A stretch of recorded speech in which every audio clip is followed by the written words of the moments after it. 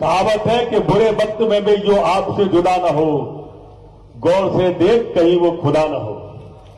कि मेरा पद जाने के बाद भी आपने कद नहीं जाने दिया, इसके लिए सार्वजनिक आपका आभार व्यक्त करता हूं।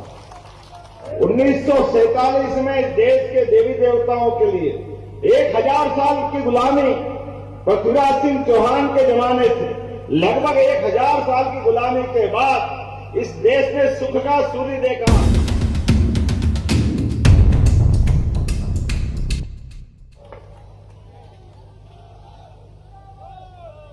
आज का दिन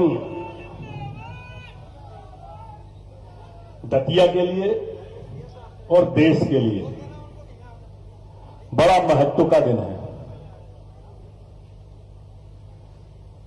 दतिया के लिए इसलिए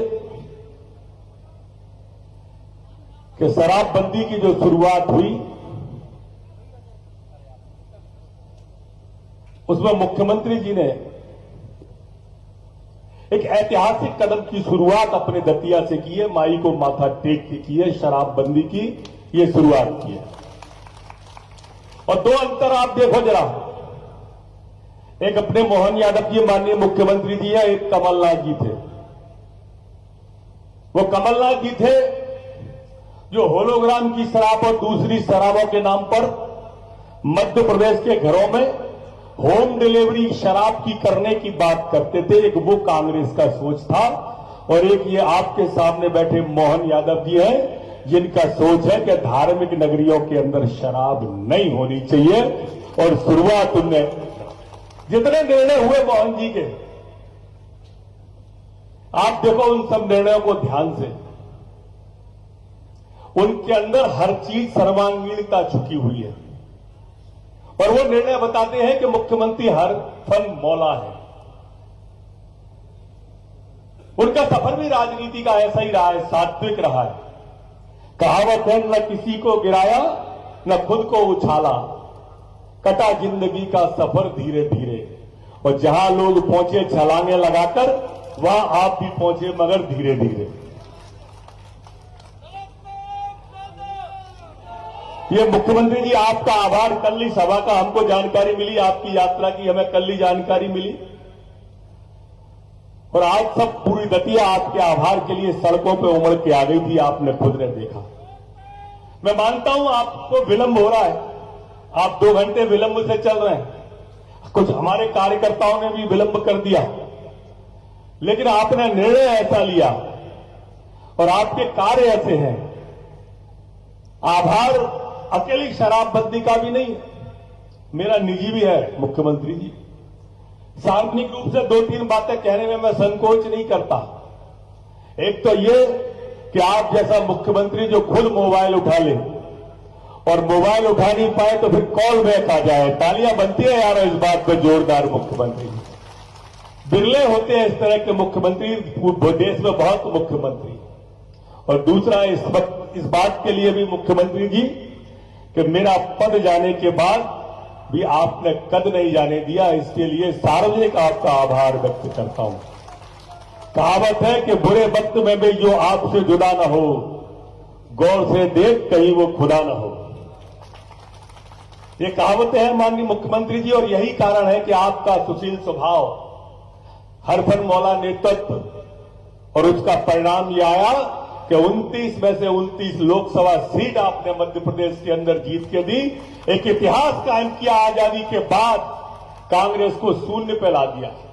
मध्य प्रदेश के चली दिल्ली तक का सफर देख लो आप माननीय मुख्यमंत्री जी। कांग्रेस 0 पे ही टिकी हुई है। मध्य प्रदेश से दिल्ली तक एक भी सीट दिल्ली में नहीं आई। माता बहनों, आपने देखा होगा मुख्यमंत्री जी के अनेक निर्णय, लेकिन मैं सिर्फ महिलाओं की और नौजवानों की और गरीबों की बात कर रहा हूं। गरीबों के लिए एम्बुलेंस की सुविधा, एम्बुलेंस भी कौन सी, हवाई जहाज की एम्बुलेंस, एम्बुलेंस भी कौन सी, हेलीकॉप्टर की एम्बुलेंस। ये सुविधा आम आवाम के लिए करने वाले आप पहले मुख्यमंत्री हैं। हमारे यहां शास्त्रों में कहा गया है कि दीन है सबको लखत है, पर दीन लखे न कोय, और जो रहीम दीन लखे दीन बंद सो होए। कि ऐसे हैं। हमारे यहाँ संघ में भी यही कहा जाता है कि शोषित पीड़ित दुखित बांधवों के हमको है कष्ट मिटाने, डटे हुए हैं राष्ट्र धर्म हित विपदाओं में सीना ताने। ऐसी परिस्थिति के जग में आपने नौजवानों के लिए, जिसमें प्रधानमंत्री जी भी आए, देश के गृह मंत्री माननीय अमित शाह जी, माननीय नरेंद्र मोदी जी भी आए, और उनके सामने आपने जो उद्योग समिट की, नौजवानों के अंदर एक आशा का केंद्र बिंदु जागृत हुआ। एक आशा जगी कि पहली बार इतनी बड़ी उद्योग समिट में हम नौजवानों के लिए उद्योग के अंदर नए रोजगार के अवसर खुलेंगे।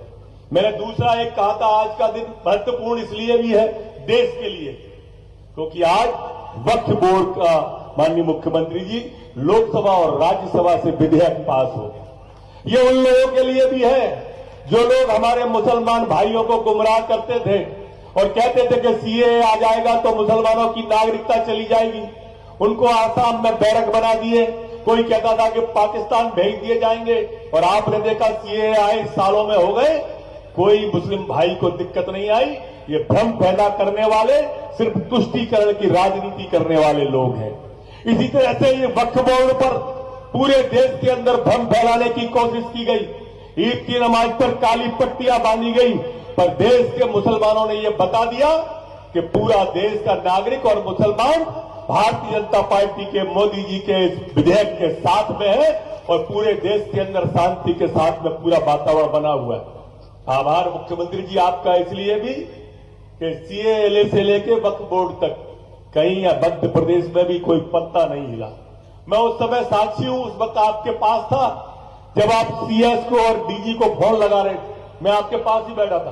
2 दिन पहले की बात है, आप पूरे प्रदेश की एक एक जिले की चिंता कर रहे थे कि सब कुछ शांति के साथ में, सौहार्द के साथ में हो जाए। और इसलिए माननीय मुख्यमंत्री जी, इन दोनों बातों के लिए, खासकर शराबबंदी के लिए, मैं पूरी दतिया क्षेत्र की जनता के ओर से आपका सशक्त नमन करता हूं, अभिनंदन करता हूं। बहुत बहुत धन्यवाद। कि राम राज्य में हर गरीब आदमी के लिए जीवन की जरूरी चीजें सबके लिए मिलती थी। आज यशस्वी प्रधानमंत्री के नेतृत्व में गरीब आदमी को रहने का मकान, आपने 2.5 लाख शहर में, गांव में 1.5 लाख से ऊपर की राशि। कभी कोई गरीब आदमी सोचता था कि इतनी बड़ी राशि कोई मिलेगी? खाने के लिए अपने माननीय मोदी जी के माध्यम से कोविड के समय से निःशुल्क अन्न, सबके लिए अन्न। ये तो हमारे लिए वेद वाक्य में लिखा, यत् पिंडे तत् ब्रह्मांडे, जैसा पिंड होता है वैसा ब्रह्मांड होता है। जिसका अपना मन जैसा होता है, परमात्मा उसको यश देता है, वो सबके लिए जुटाता है। आज यशस्वी प्रधानमंत्री के नेतृत्व में हम तो एक तुलना करेंगे, यशस्वी प्रधानमंत्री के नेतृत्व में 1947 में इस देश के देवी देवताओं के लिए 1000 साल की गुलामी पृथ्वीराज सिंह चौहान के जमाने से लगभग 1000 साल की गुलामी के बाद इस देश ने सुख का सूर्य देखा, स्वतंत्रता देखी। सनातन धर्म के सभी स्वतंत्रता सेनानियों ने सभी अलग अलग प्रकार के लंबी लंबी अपनी लड़ाइयां लड़ते हुए सबने अपने अपने लंबे संघर्ष में ये इस भारत की आजादी का सपना देखा। ऐसे में जब आजादी के पहले वाले आक्रांताओं ने हमारे सभी देवस्थान नष्ट भ्रष्ट कर दिए, जब वो मजबूत थे तो हमारे देवताओं ने क्या बिगाड़ा। लेकिन ये सदैव संघर्ष चलता आया, देव असुर संघर्ष इसको बोल सकते। लेकिन यशस्वी प्रधानमंत्री के नेतृत्व में, यशस्वी प्रधानमंत्री ने 1947 में जैसे देश आजाद हुआ और हमारा पहला ज्योतिर्लिंग सोमनाथ, जिसको नष्ट कर दिया था 1000 साल पहले मोहम्मद गजनवी ने, उसका बदला लेते हुए वो हमारा सोमनाथ का मंदिर जगमगाता हुआ आज दिखाई दे रहा है। तो जोरदार अभिनंदन करें सरदार वल्लभ भाई पटेल के लिए, डॉक्टर राजेंद्र प्रसाद जी के लिए, राष्ट्रपति उस समय के थे। उन्होंने जनता के सहयोग से अपने देवस्थान को जगमगाने के लिए, सनातन धर्म की पताका लहराने के लिए उस समय उसका महत्व स्थापित करते हुए देवस्थान जगमगाया था। आज इतना लंबा समय चला गया, लेकिन 47 के बाद भगवान राम के मंदिर में जितने रोड़े अटकाए गए, क्या क्या नहीं हुआ। भगवान राम के जन्म के प्रमाण पूछ रहे, भगवान राम के बारे में पता नहीं क्या क्या किया। अरे पता नहीं ईश्वर की क्या लीला है, लेकिन ये जो मर्जिया कहते हैं, जोरदार अभिनंदन करो सर्वोच्च न्यायालय का, हमारे अपने सर्वोच्च न्यायालय का। और वो सारे संघर्षवीर हमारे अपने, जिनने 550 साल की लड़ाई लड़ी, और यशस्वी प्रधानमंत्री ने जब सुप्रीम कोर्ट का निर्णय हुआ तो अयोध्या के पास सरयू धाम में भगवान श्री राम आज शाम से मुस्कुरा रहे हैं, बोलो जय जय श्री राम। इतना अच्छा लगता है हमारे धाम में, सरयू धाम में, अयोध्या में, अगर भगवान श्री राम नहीं मुस्कुराएंगे तो कौन मुस्कुराए। अरे आज यशस्वी प्रधानमंत्री का ही आशीर्वाद है। गरीब अमीर, ऊंचा नीचा, ये धर्म वो धर्म, सबसे ऊपर उठकर सबके लिए काम कर रहे हैं, कोई व्यक्ति को नहीं छोड़ रहे। इसलिए आज कितना अच्छा लगा, विदेश के राष्ट्रपति आते हैं और आने के बाद उनको अगर कोई हमारी भेंट देना हो, अरे भारत में कोई आए और देश का सबसे बड़ा सम्मान पाना है तो हमारे लिए परमात्मा की दया है। हमको मालूम है गोपाल कृष्ण ने उस भीषण युद्ध के समर में भी पवित्र गीता अपने मुखारविंद से करके एक अप्रतिम गति है, अपना कितना बड़ा पवित्र ग्रंथ दिया, और वो गीता जो सदैव कर्मवाद की शिक्षा देती है। कितना अच्छा लगता है माननीय प्रधानमंत्री जी, कोई अमेरिका का राष्ट्रपति आए, इंग्लैंड का आए, ऑस्ट्रेलिया का आए और पवित्र गीता उनको भेंट करता है। कितना अच्छा लगता है ये देख करके। हमारे लिए ये गीता नहीं, हमारे पूरी सनातन संस्कृति, चारों वेद, 18 पुराण, सारे उपनिषद, सबका निचोड़ है पवित्र गीता में। और ऐसे एक नहीं कई घटनाक्रम, अमेरिका के राष्ट्रपति आए या चाइना के, कभी मदुरई के मंदिर में उनका स्वागत करते प्रधानमंत्री जी। अरे हमारे देवालय के शिखर, और शिखर के ऊपर कलश, परमात्मा की दया से ये कलश हमको आत्मा से परमात्मा की ओर ले जाने वाले उस भाव से परिचित कराते हैं। जिसका जन्म हुआ है उसका मृत्यु होगी, लेकिन जन्म और मृत्यु के बीच जो अच्छा हो सकता है उसको अच्छे से अच्छा करने का प्रयास करो। इस परमात्मा की सृष्टि में हमारे लिए छोटे से छोटे स्थान पर भी भारतीय संस्कृति तो सदैव वसुधैव कुटुंबकम वाली है। पूरी वसुधा, पूरी पृथ्वी को परिवार मानती है। जब पूरे वसुधा को परिवार मानती है तो कई विकृतियां बीच में आ गई, इन विकृतियों से भी बचने की जरूरत है। अरे कितना खराब लगता है, अपना भाई मेहनत करके पैसा लेके आए और अपने मजदूरी का पैसा लेकर के 100 रुपया, 150 रुपया, 200 रुपया, 400 रुपया, घर में बाल बच्चे इंतजार कर रहे हैं कि आए और घर में बच्चे बच्ची के लिए कुछ करें, लेकिन रास्ते में ही हो गया कल्याण, कहा पी लिया, क्या पी लिया, किधर गया, कोई कपड़े किधर जा रहा है, हालत क्या हो रही, घर में क्या हालत हो रही, बच्चे बच्ची को लेके मां बिचारी इंतजार कर रही, पत्नी इंतजार कर रही कि हमारे बाल बच्चों का ध्यान देंगे। लेकिन दुर्भाग्य से ये शराब की बीमारी घर के घर बर्बाद करती है, बहुत खराब स्थिति बनती है। और ऐसे में यशस्वी प्रधानमंत्री के नेतृत्व में हमने यशस्वी माननीय नरोत्तम जी ने 2022 में यह पुरस्कार पाया और आज मुझे मालूम पड़ा कि नगर पालिका परिषद ने भी प्रस्ताव पारित किया। जोरदार अभिनंदन करो। जब पवित्र भाव से आप संकल्प करोगे तो देर हो सकती है, अंधेर नहीं हो सकता है। निश्चित रूप से माई की कृपा हुई और आपके उस प्रस्ताव के आधार पर हमारी सरकार बनी। हमने कहा जितने भी देवस्थान है, 17 देवस्थान है, 17 ही जगह एक साथ दारूबंदी करने के बाद इस निर्णय को लिया कि वाकई ये शराब बहुत परिवार बिगाड़ती और धार्मिक स्वरूप से तो हम शुरुआत करेंगे।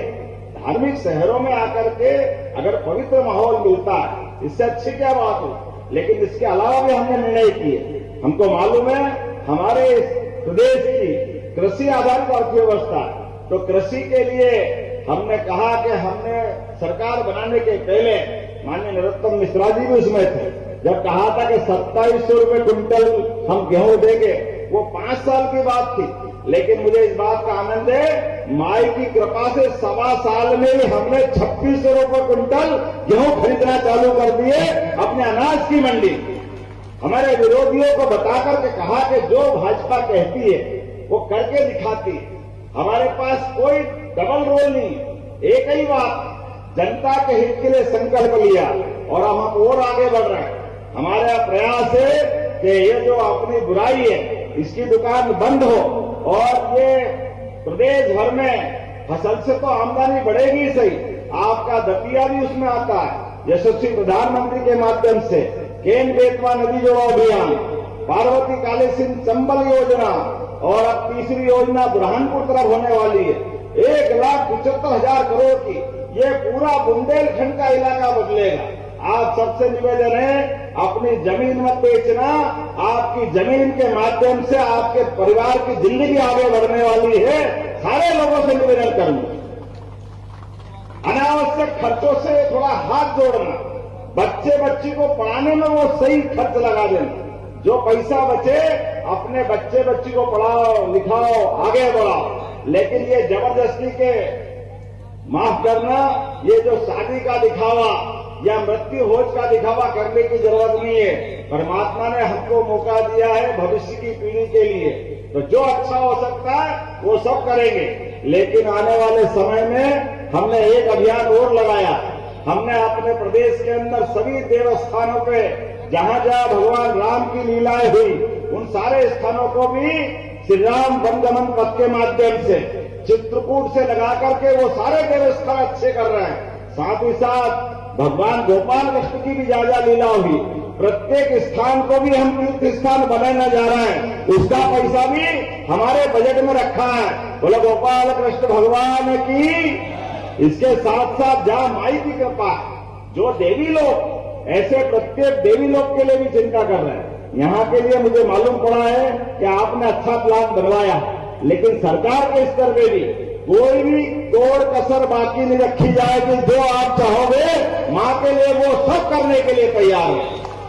आज के इस अवसर पर, इस नागरिक अभिनंदन के अवसर पर मैं अपनी ओर से आपका आभार मानता हूं और सच्चे अर्थों में ये मेरा अभिनंदन नहीं, ये हमारी पार्टी पे आपके विश्वास का है, यहाँ के नेताओं का है, यहाँ के सारे लोगों का है जो अपने इस भाव को लेके चलते हैं कि हमारी सनातन संस्कृति सर्वे भवन्तु सुखिनः, सर्वे सन्तु निरामया, सबके पवित्र भाव से सबके कल्याण की कामना करती है। तो मेरी अपनी ओर से पुनः वंदन अभिनंदन। बोले पीताम्बरा माई की बहुत बहुत आभार, बहुत बहुत धन्यवाद। भारत माता की।